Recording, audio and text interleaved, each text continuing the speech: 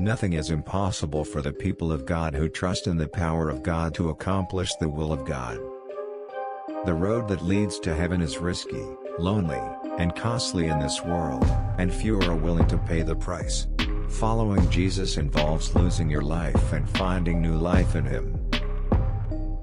Jesus says, "I want you to follow me so fully, so intensely, so enduringly that all other attachments in your life look weak by comparison." Timothy Keller. When we come to Christ, we're no longer the most important person in the world to us, Christ is. Instead of living only for ourselves, we have a higher goal, to live for Jesus. Outside of Christ, I am only a sinner. But in Christ, I am saved. Outside of Christ, I am empty. In Christ, I am full. Outside of Christ, I am weak. In Christ, I am strong. Outside of Christ, I cannot. In Christ, I am more than able. Outside of Christ, I have been defeated. In Christ, I am already victorious. How meaningful are the words, "in Christ"? You cannot be Christ's servant if you are not willing to follow Him, cross and all. What do you crave? A crown?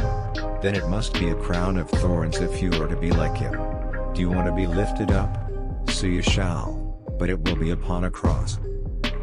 You find that the things you let go of while following Jesus were the things that were going to destroy you in the end.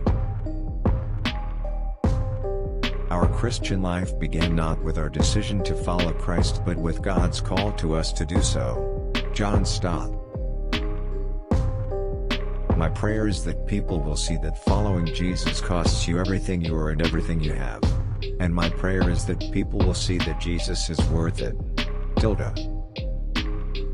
Jesus is not a figure from the past, He continues now and always to light the way for us. Jesus taught that your highest priority must be your relationship with Him. If anything detracts you from that relationship, that activity is not from God. God will not ask you to do something that hinders your relationship with Christ.